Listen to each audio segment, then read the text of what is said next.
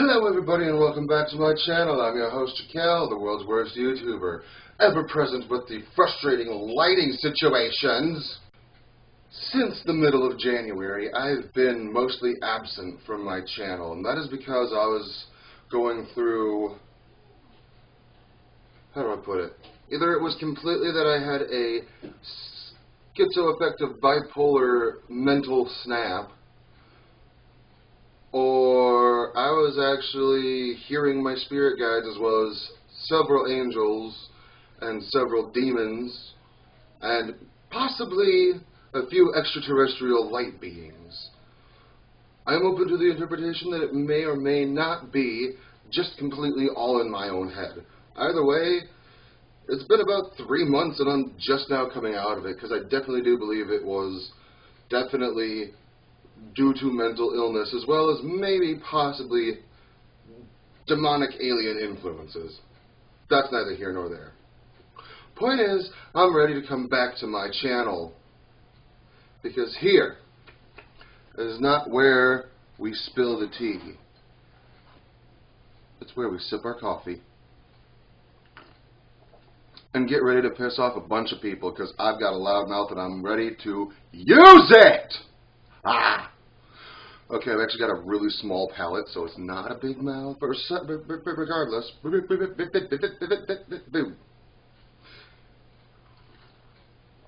I fucking love coffee! Regardless if my schizophrenic delusions were completely made up or somewhere in the middle, which is what I believe. It's somewhere between I made up a whole bunch of shit and there were spirits actually trying to talk to me, because I've always believed in ghosts, so it's hard to refute this information. A lot of it was just made up, though. But I still felt it was a good time to pop open the trusty internet and look for some answers in a place where I found good information in hard times before, which was the New Age circuits. Because they were talking about these voices, we're talking about Atlantis and angels and aliens and the Anunnaki, and so I decided, even if it was just my subconscious, it was trying to tell me something, so I popped back into it. And I am fucking angry. Why? Because the New Age movement is just full of mistruths, misinformation, and lies, and misunderstandings. But I don't believe that people who are part of the New Age movement... Is this better? Is this better? Oh, whatever. I don't believe that people in the New Age movement are inherently malevolent. I believe that they think that they're doing good. But I feel like they are being led astray by other things, other people who don't wish the best for mankind. And I am here to help you see my point of view and as to why. Enough with the chit-chat. Here are some of the things that I hate, absolutely hate, about the New Age movement. And maybe some point in this dialogue, I'm going to find a good set of lighting to go on here, because this half of my face is just completely covered in light, and I can't do a goddamn thing about it. That was on purpose, I promise. Number 1, multiple reality theory. How do I put this? I believe that there's only one reality and multiple different possibilities. See, I believe it's one moment, ever present and ever changing, and based on what we all do together and how that affects us and how we choose to let it affect us, or how we have been conditioned to have it affect us, we react to it in a certain way. And that affects other people, and there's a domino effect. I believe there's only one reality. So you can't necessarily say, oh, what about other me and another reality? No, there's only one you. There's only one you, and there's only one other person. That didn't make sense. Let's try that again. There's only one you. There's no other yous around you.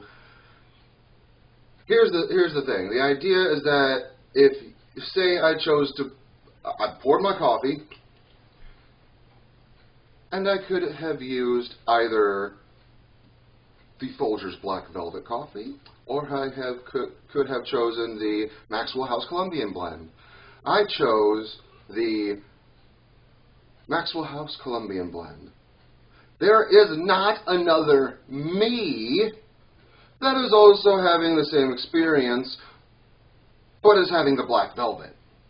Since I chose that, the other reality fizzled away and doesn't exist. It was a possibility, a potentiality that is no longer taking root. And this is why I'm going to say number 2. You're already fifth dimensional. So a lot of these circuits and circles in the New Age, esoteric, spiritual, metaphysical channels will say that we are shifting into a fifth dimensional state of being. I here to contest you and argue and refute this and say you're already fifth dimensional. Allow me to explain. When we mean fifth dimensional, scientists and astrophysicists will say that we are living in third dimension. This is the third dimension. Fourth would be time. From beginning to end, you can see it at any point and be there at any point. Fifth dimension would be your timeline and all of the other timelines converging on one another. And when I was younger, I called it the web of fate, because it's all of the realities and all the potentialities, and you can see them. Here's the trick, though. With that theory that there's only one you, think of it like a zipper. Here's your timeline, and here's the other timelines coming out from it. See what I'm getting at? You chose to go this way or this way. Now there's only that way. These other realities aren't there. And if you take the time, you will see, if you use your best intellect and your wit and your own mental ability about you, you will realize you're already fifth dimensional. If you are a fifth dimensional being, that connotes that you would be able to see all of those different realities and different potentialities. What would happen if I did this? What would happen if we do this every day? You're not already there. You're seeing out there. You're already fifth dimensional. But what we don't realize is we're using our imagination in order to do it. So if we take the time to stop and think, we won't have to worry about needing to see what's out there. Because we can stop and think about, how is this action, how is this going to affect so-and-so? Do I care if it affects so-and-so? Am I willing to deal with the retaliation? That, my friends, is fifth dimensional living. The mastery of fifth dimensions, the fifth dimension, is taking the time before moving forward to think about the consequences of your potential actions. Because there's only one moment that's ever present, ever changing. And as one of my favorite channels, Bashar, has said, it is not about what reality you want to shift to. It's not about shifting realities, because every moment you're shifting now, you're shifting now, you're shifting now. Let's take this guitar pick, for example. It is in my hand, and now it is in this hand. That's a different guitar pick. It's still the same guitar pick, but it's not the same one that was here. And in the same way, I am not the same Aaron that started this video, because everything about me has changed except for my physical appearance. My thoughts are not the same. I have the same general guideline, but I am not the same Aaron that was there before. So, in that way, what reality are you shifting to? Because you're constantly shifting. What way are you going to let the force pull you based on how you're feeling? Now, before I move forward, I feel like it's pertinent that I talk about duality. Everybody's seen the yin-yang. I've got it tattooed on my arm, right about There. God bless it. See? It's tattooed on my arm. I'm dual-natured. Here's the thing. You're dual-natured. Everybody is. People think that part of the great mystery of metaphysical and esoteric nonsense and mumbo-jumbo is dealing with the duality.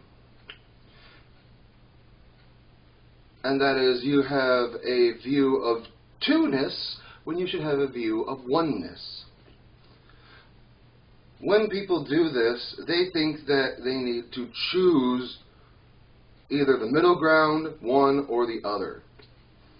I'm here to argue with you that the oneness is accepting that both light and dark exist. Not to shut out the dark, not to shut out the light, but to accept that they are all a great picture within the mosaic of reality. So if you're saying, oh, step away from the dark, praise the light beings and the ascended masters, you are missing out on an entire half of reality. You are ignoring and even choosing to fight the darkness. You want to know what the darkness also is? The darkness also represents negative. It also represents feminine. It also represents shadow, darkness. And I'm here to tell you right now, darkness can be positive. It can be creative. It can be destructive. But so can the light. The light can be just as destructive as the darkness. You want to know why the darkness scares people? Because you can't see as easily. You can't see as easily. That's why it's feminine. It is intuitive. It is letting yourself open up and feel without seeing. And if all you're doing is seeing without feeling, you're only taking in half of the reality you live in. Because there's only one reality, and it's all made out of dual factors, ever waxing and waning, pushing against one another, trying to find an equilibrium. So if you're only fighting for the good, or you're only fighting for the bad, you're part of the problem. Because the darkness can be creative, and the light is just as, if not more, destructive. Which brings me to my next statement. Not all light beings are good. Riddle me this. Lucifer, the fallen one. You know, the big bad of the Abrahamic religions, Lucifer, the fallen angel, Samael. He is still an angel.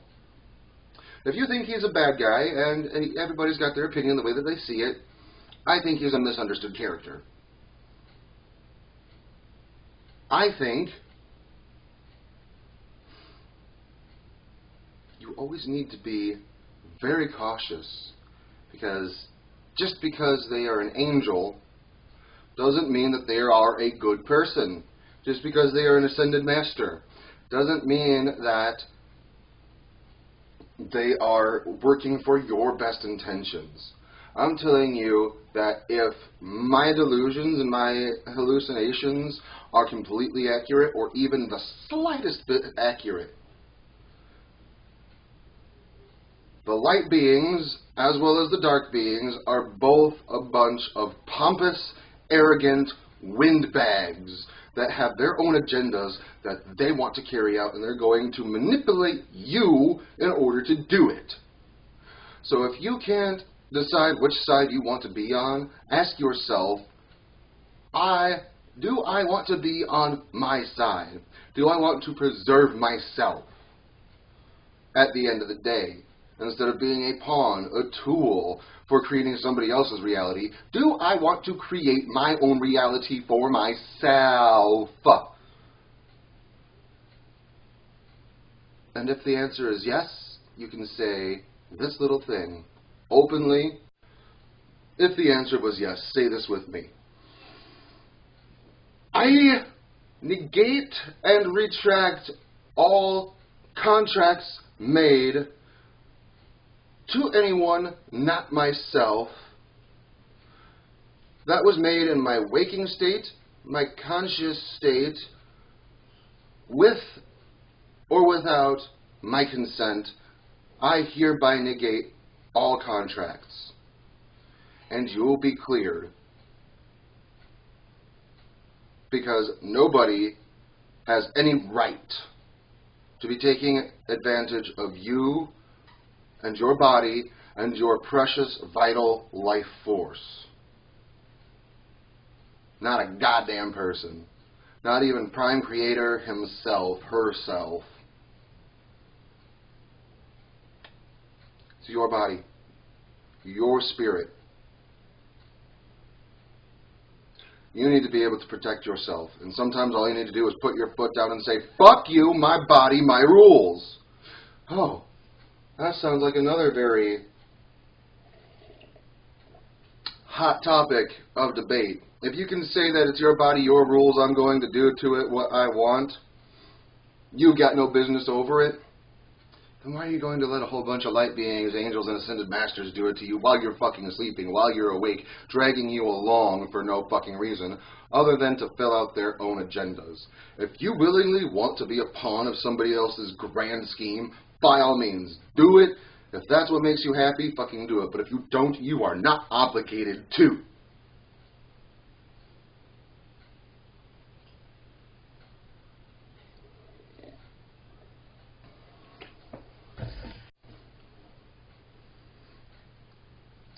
So at the end of the story, light does not mean good. Dark does not mean bad. Light is clear. That means it has to be extra deceptive in order to fool you. Darkness, it's difficult to see, because in the darkness you are supposed to feel. And then you will find out that God, Prime Creator, whatever you want to call it, the Force, Source, is there in the darkness with you. And if you focus on that, not a goddamn thing can touch you. And if you feel the Spirit, the Great Spirit, there with you. Something from Star Wars that helps me when I'm feeling scared, and it works for me, is, I am one with the Force is with me. I am one with the Force is with me. And that way you just focus on that. It's a little mantra you can have, drown out all of the other thoughts, and you're conjuring up the spirit of all with you in that moment, and you're focusing on it because you're saying, I am one with the Force is with me. And you will always be safe then, but only if you believe it so. Now, I don't want to spend too much time on ego or higher self. All I'm going to say is, ego is what you tell yourself that you are. Your higher self, you are your higher self. Your higher self is whoever is behind that ego mask. It's not higher. It's not outside of you. And if someone is telling you that your higher self is outside of you, they're selling you something. Your ego is the one that says, I can't do this. Your higher self is the one that says, let's fucking try anyway. It's not outside of you. It's not around you. You are equally both. This is what we call the light self and the shadow self. And in order to become your higher self, you need to work in your shadow self. You need to face your fears about yourself and the trials and traumas that have come before you, and you need to at least try to overcome them. And if you're not going to overcome them, get comfortable with the fact that they're there, so you don't feel the need to hide those things. Because the only person that is doing any justice in that regard is whoever's trying to thwart you. If you don't like something about yourself, either get used to it or swap it out for something better. But first, you have to shine the light and see. And if you don't have the light within you, just feel what is there. And you will see everything. You are your own higher self. You are also your ego, which is what you have told yourself you are, even though you are not. Or you have told yourself you are this, that, the other thing, but only in this occasion when you are that all the time. Get comfortable with your whole self, and then you will truly embody your higher self, because you are your higher self. It's not here, it's not there, it's not around you, it's not in the future, it's here, right now. You are your higher self. And don't let a goddamn person tell you otherwise, because they're trying to take advantage of you, or it's only reflecting your own ideas and beliefs about yourself. One last tidbit before I move on to my favorite piece, the final piece. I want to talk about reincarnation. I used to believe in reincarnation, and honestly, to an extent, I still do. However, it is very misunderstood. One of my past lives could be Albert Einstein. Let's just be bombastic and say Albert Einstein. One of my past lives could be Albert Einstein. I am not Albert Einstein. There might be some piece of me that shares the Albert Einstein experience, but I am not Albert Einstein. I was not there. I am not Albert Einstein. I was not Albert Einstein. There might be some piece of me that was, or what I actually believe to be the case, Albert Einstein incarnated into my body, and I am still at my center, separate from Albert Einstein. But he might be incarnated into my body, and all you have to do to get rid of that is say, Albert Einstein. I release Albert Einstein from my body, and Albert Einstein will float away from you. And you want to know what will happen? You're still going to be right there because you're not Albert Einstein. Whatever the case is, whatever the truth of it is, you have not been anywhere ever before other than in your body. And even if you're releasing some part of your oversoul experience, by the time it's over, you will only be you. And if you don't want to be only you, why are you worried about what your higher self says when you don't even want to be your higher self? You are your higher self, not your past lives, not your future lives. You. You are your higher self. And these other lives might be some part in the great cosmic scheme, a part of you, but you were never there. Aaron was never at the same places and in the same body as Albert Einstein. Past lives might be a thing. I don't know the truth of it, but all I know is you weren't there. You're not them. They might be in you, experiencing you,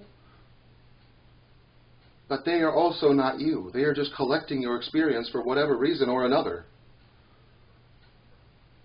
You are you. And it is the only you could be. And my favorite, enlightenment. The Dharma of Star Wars, Noah Levine against the stream. Siddhartha's brain, unlocking the ancient science of enlightenment. The Tibetan Book of Living and Dying. The Awakening the Buddha Within by Lama Surya Das. Buddhist Boot Camp, Faithfully Religionless. What's another one I've got? Buddhism is my favorite of the religions because you don't have to be a Buddhist religiously. You can be a Christian Buddhist. You can be a Muslim Buddhist because Buddhism is the practice. The point is that Buddha was one person, a man, not a deity, not a god, a person who became enlightened. Now, we use that word like it doesn't even have a meaning anymore. Oh, so enlightened. You want to know what enlightenment is? Enlightenment is understanding the truth behind wisdom and knowledge. Understanding the truth behind wisdom and knowledge. Which is why the Buddha practiced his practice for years. He searched and sought for years and years and years, and one day, after all of these years of suffering, it made sense. Life is suffering. First noble truth.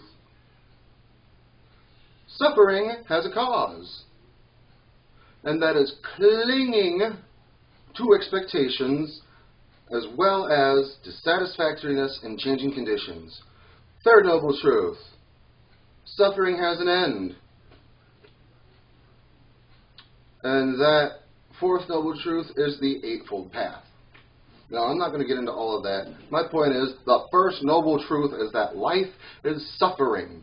Understand it, learn it, love it. You're going to suffer. The practice of Buddhism is not to release yourself from suffering. It is to get so comfortable with it and not get thrown into the drama of suffering, so that way it can float on like a cloud. The reason that the lotus is so ingrained into Buddhist culture and literature is because the lotus sits on a lily pad, and it sits there, and it blooms. Lotus mudra, what do you know? And it blooms. And sometimes it closes, and then it blooms again. It sits on the pad, the lily pad, and the waves come around it, the ripples affect it. It may sway this way or that way. But regardless, that lotus is still going to bloom on top. And in the midst of all of the chaos and turmoil, it still takes root into the mud underneath and pulls its root nutrients from underneath the surface. To become enlightened means you are aware that this is the truth of all things. Enlightenment isn't the end of suffering. Enlightenment is realizing that you're going to suffer no matter what. I don't have to suffer this badly all the time. His practice was the path to liberation. Not the end of suffering, but the end of the cyclical existence of samsara, where something bad happens. Oh my God, no, it's the end of the world. And then it goes on, goes on, goes on. You get comfortable, and you're calm. Oh, it's the end of the world, la, la, la, la. That's essentially the samsara that we're talking about. It's the cycle of suffering, and it continues and it continues. The practice of Buddhism is to sit there and figure out ways and ask yourself, why do I do this? And get to the root of it. Meditate on it. Meditate on peaceful abiding. And in that space, in between thoughts, will open up the true higher self, the true Buddha within. The practice is to understand and accept that suffering is going to happen. And also practice to not get so worked up every time you suffer. I am not a Buddha. I might be an awakening Buddha, but I am not a Buddha. But that doesn't mean that just because I'm not, doesn't mean I shouldn't try. The purpose of a Buddhist should not be to become enlightened. It should be to create equanimity, which is to be peaceful even in the most extreme of circumstances. And that's not always going to happen. Life throws things at us. Life is suffering. Not negatively, but that is very practical. You're going to suffer. You don't have to delve into it with practice. And I have mental health issues. I fucking know it's easier said than done. That doesn't mean I should quit trying. That is enlightenment. Realizing that the things that other people have said are truth, and having your own experience to corroborate these alleged statements. Life is suffering. Suffering has a reason, and suffering has an end. Because eventually, with enough practice, you will get to that point of, oh, is that so?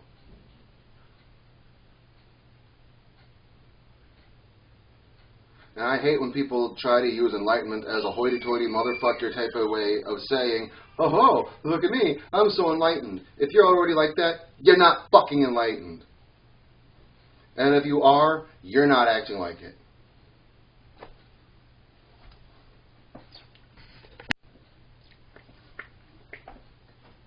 I'm going to wrap it up here.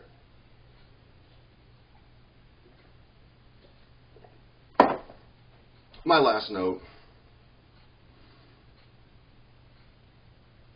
People want to focus on unconditional love.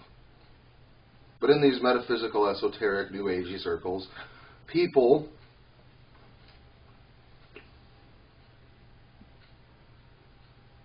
have this idea, we all come from unconditional love, which is what Prime Creator is. The Force is unconditional love.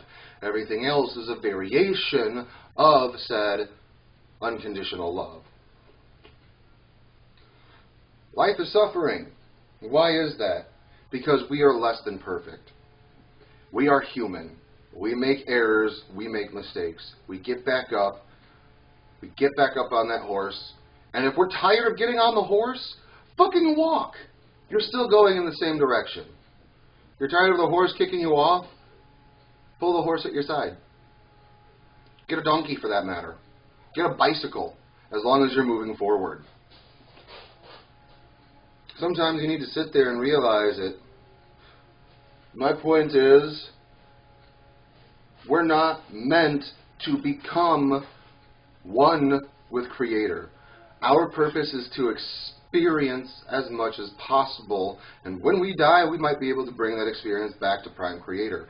But what is the purpose? Because if you're thinking that Prime Creator is everything, and everything comes from Prime Creator is already with us, experiencing it with us simultaneously. I don't think Prime Creator wants us to sit there on our asses and just meditate all damn day. He would want us to go have any kind of experience necessary. And He, She, Mother, Father, God, love and light, sound and information, the all, I believe wants to empower us so we can experience as much as fucking possible, good, bad, ugly, and otherwise. Let's not worry about unconditional love. Let's worry about how are we going to love ourselves so we can love the people around us to the fullest extent. And there is not a goddamn person that can do it for you. And I am learning that myself the very fucking hard way. As I'm saying this to you, I'm saying it right to myself. I am seeing this myself on the screen as I'm recording, and I'm saying it to myself at the same time. And future me is going to go and is going to edit this, and I'm going to be talking to myself in the future. And that, my friends, is how we time travel. Quit worrying about unconditional love. Let's worry about equanimity, and let's quit worrying about what aliens, light beings, or ascended masters want for us. What do you want for you? I don't know who I am anymore, but I know that this is part of it. I can call myself a Luciferian Buddha because I want you to stand up for yourself. I want you to learn how to do it yourself, and if you need help, that you're going to the right people. I might not be one of those right people. I don't want to be one of those right people. I just want to be something to help kick you in the ass and light a fire under your scrot so you go running off to the next step. Until next time, much love. Peace out. Namaste. And goodbye.